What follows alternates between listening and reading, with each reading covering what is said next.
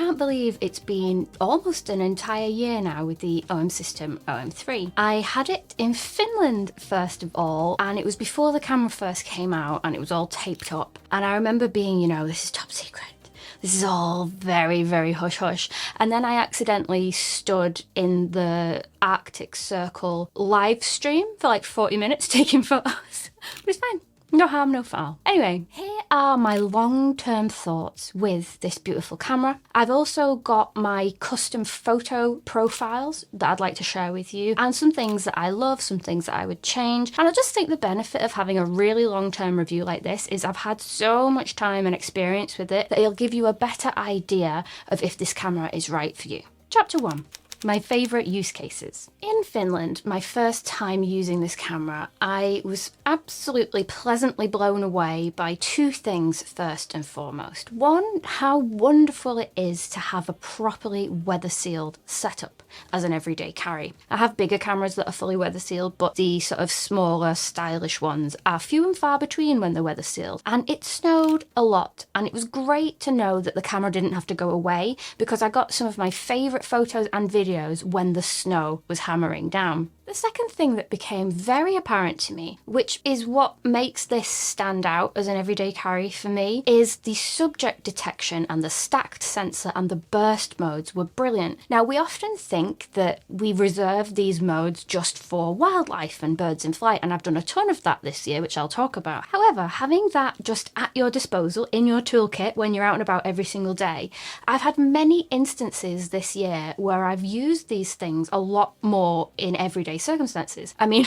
I don't know how being pulled by reindeer is everyday circumstances, but that's what happened to be going on that day. Anyway, I stuck the camera on human face detect, and in those burst modes, my friends were completely in focus and the camera knew to focus on them. And then I wanted some of the dogs, and so I stuck it on animal mode. It's not a gimmick, it really is that fine-tuned. The subject detection in this camera is superb and possibly overpowered for an everyday camera, but I love a camera that will just do everything, and this definitely does. I got home, and after a little bit of gig photography, I quickly had to give the camera back, unfortunately, but I immediately ordered my own copy and I got it on launch. And I soon had many more camera trashing opportunities with the OM-3 when I took it to Iceland. I literally dunked it into waterfalls. I managed to even get handheld long exposures at the bottom of waterfalls while I was being pounded by loads and loads of spray. Everything was absolutely fine.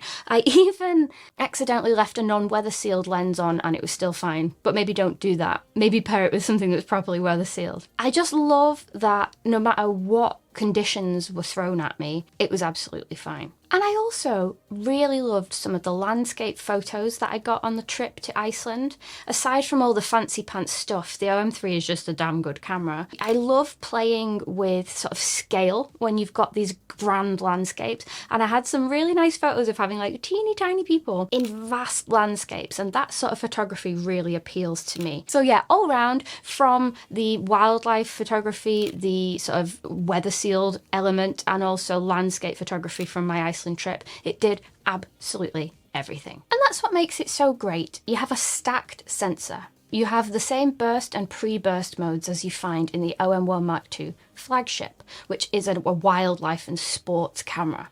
So it's not just a pretty little face, it's a beautiful, feature-rich camera. And I got plenty of opportunities this year to test out birds in flight and wildlife. From puffins in Iceland, to huskies in Finland, to seagulls on a bin in Amsterdam.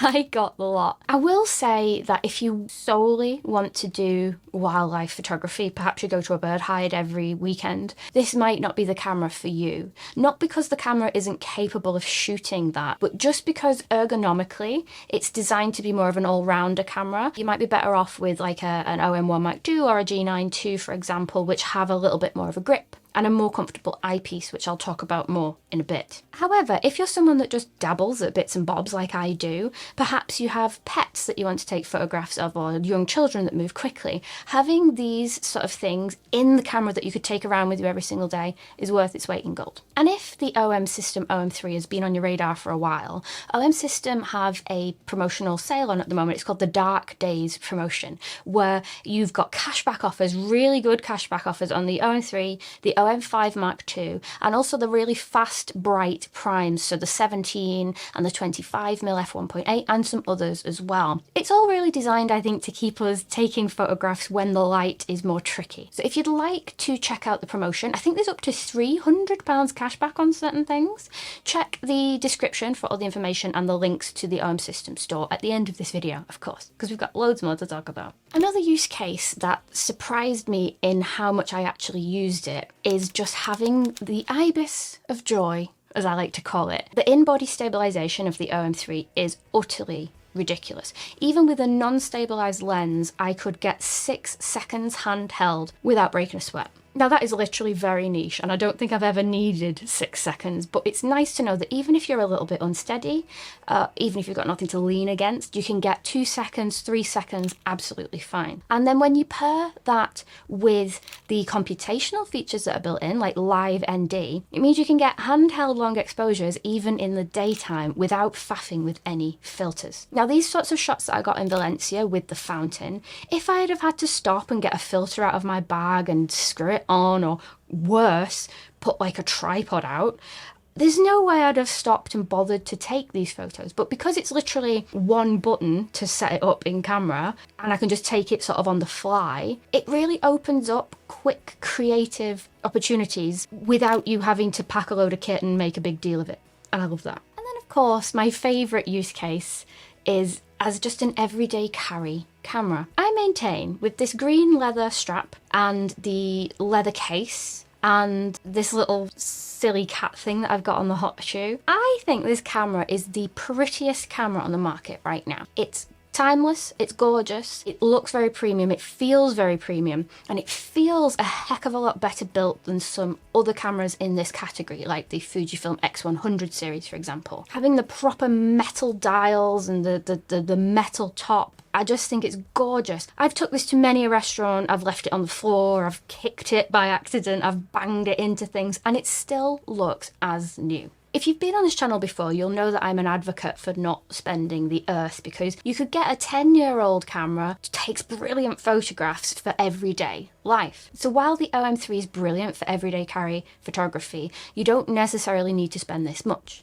However, it's got some things going for it that just make it ideal if you have that little bit more budget to spend. One of those things is the custom JPEGs. I think you tend to shoot more when you take your camera out with you every day, and sometimes you might end up with a backlog of editing that maybe we don't always get through. So having really nice customizable JPEGs straight out of camera without any faff is a great reason to have the OM-3 as your everyday carry. And there's also 10-bit video built in as well with the log profile, so if you want to get little everyday clips or even vlog, I've done a couple of vlogs with this camera, then you absolutely can. So speaking of customizable photo profile options within the OM-3, I'm finally ready to share with you my recipes. I apologise for the wait, I've worked quite hard to get them exactly how I want them, and I wanted to make sure that I've tested them and stress tested them in many different scenarios before sharing them with you. And I'm ready. First of all, dead simple before we get into the colour options, the monochrome is stunning. And I barely tweak the settings. I use Monochrome 1. I have the contrast +1, sharpness -1, and then a little bump to the shadows and highlights. Feel free to pause or screenshot this video if you want to copy the settings yourself. And ooh, it's just beautiful and timeless, and particularly if you are indoors or in dim lighting conditions, this can give you stunning out-of-camera results without having to mess with sort of the white balance, because sometimes shooting indoors can be a little bit trickier. Now for the colour settings. I really like the look of these images. There's just one bit of advice that you need to be aware of. There's two ways you can do it. One is you can have the white balance set to auto, and that makes it a bit more versatile. It makes the look a bit less stylized, but then if you want to go indoors and then outdoors, it will still give you reliable results in most circumstances. If you would like more of a stylized look like this, then you just need to go into the custom white balance setting. And in here, you can shift the values of the color to taste. And I like to make it a little bit warmer. I think OM system / Olympus color science often gives you that lovely, warm, fresh, yellowy orange tones straight out of camera, and having it to just tweak that and boost that a little bit here gives you very pleasing results, in my opinion. Here are my favorite settings for the color JPEGs, and this would be the same except either auto white balance or custom white balance, and I'll show you both. I really like color mode 2, and this is how I've tweaked the colors. You can only control saturation here. I would just love to be able to tweak the hue because that would give us so much more creative control. But it is what it is. We've got saturation, so we can boost certain colors that we like and take out colors that we want less of. And in this menu, you can also press the info button to globally boost the saturation or diminish it to taste. For shadows, I like +4 and highlights -4. And then the info button again will allow you to tweak the midtones to taste. I've just left them flat for this color profile, but you can have a play, see what you prefer. And I think across the board, -1 sharpness is always a good shout, because I think all modern cameras sometimes can over sharpen the JPEGs, and I think softer is fine. The lenses and the sensor is still plenty sharp, so rolling it back a bit is more pleasing in my opinion. And then +1 contrast. Word of warning about the contrast. If you use the contrast boost in the OM-3, it is very dramatic. Like if you use +2, the images get very crunchy very quickly. +2, or God forbid +3, adds a lot of crunchiness to the image, which I'm not personally very fond of. If +1 isn't quite enough contrast for you, then I would go back to the shadows, highlights and midtones setting to get it to taste, because I find the contrast a little bit heavy-handed personally. So if you would like a run and gun sort of photo profile that looks good in most situations, indoors and outdoors, then save that and you're done.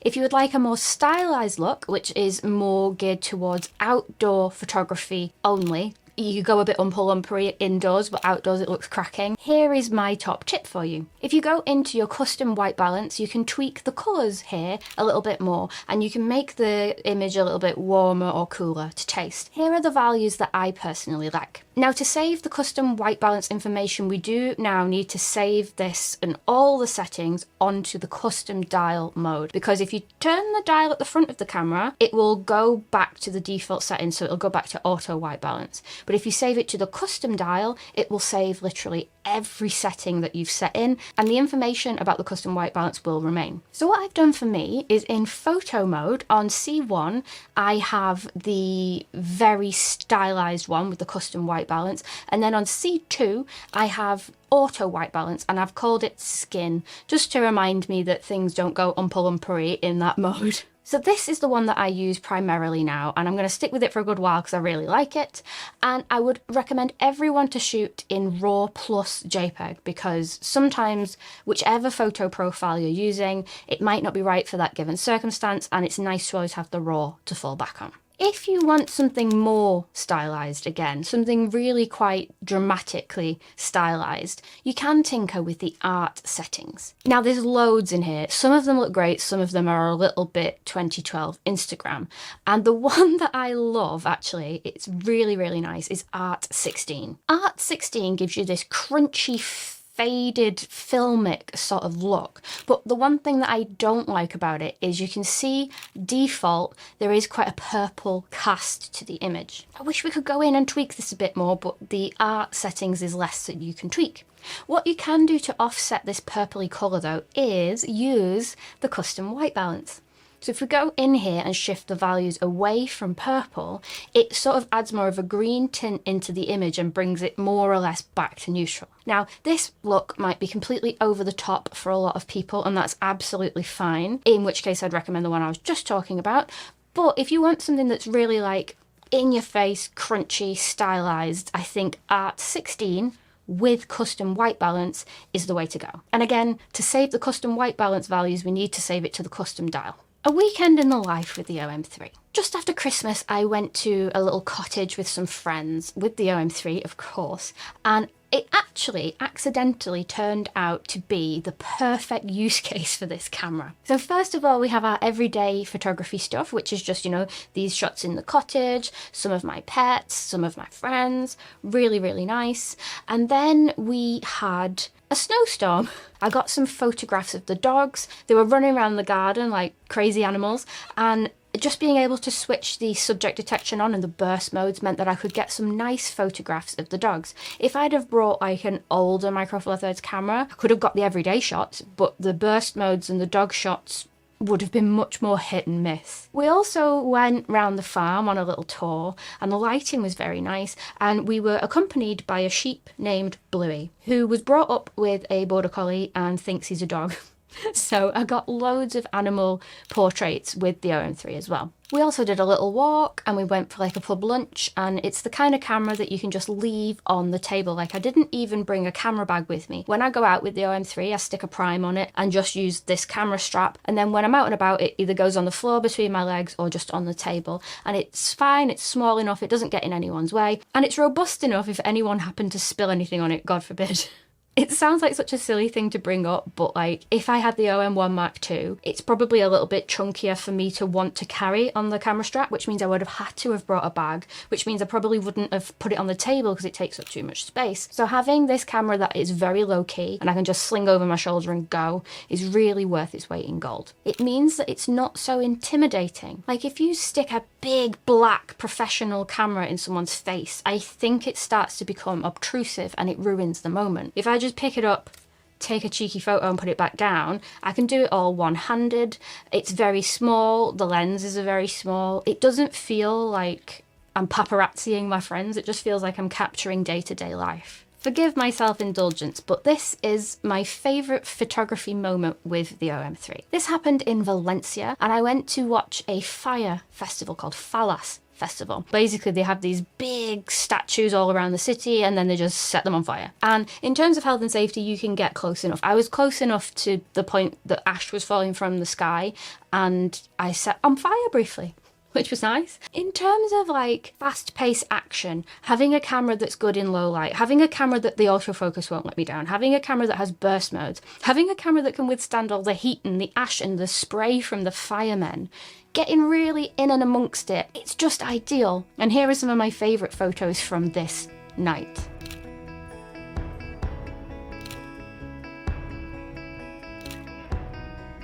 What would I change if I could?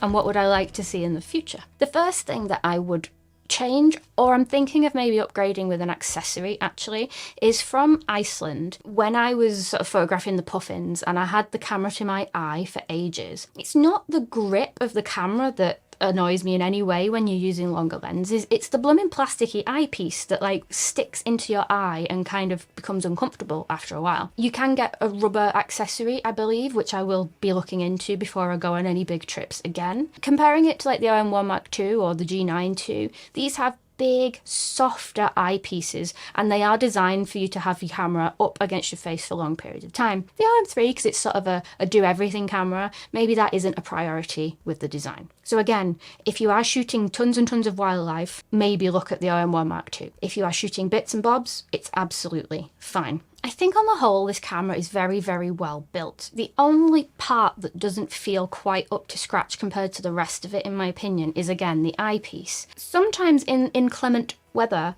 you can get droplets of snow or rain into it, and then it makes the eyepiece engage and the screen turn off. And this does happen on any camera that has a sensor controlled EVF, but I just think like on other cameras, like the sensors are more in the open and it's easier to just knock whatever's in the way off. But because this one has like an indent and the sensor is in there, if something gets in, sometimes you have to like take the whole eyepiece off and wipe it. The on and off switch is something that I would love to change. I very much love a single-handed camera use, and it's great that you can set it up onto the dial on the right and it turns on and you can use everything one-handed. However, when you change the on and off to the 1-2 dial on the right, the on and off button just becomes literally useless. It's completely disengaged. In a firmware update, I don't know, I'd love to see that instead of just having the one on the right as the on and off and the other one just useless, if you could just swap the values over, and then you could still use both,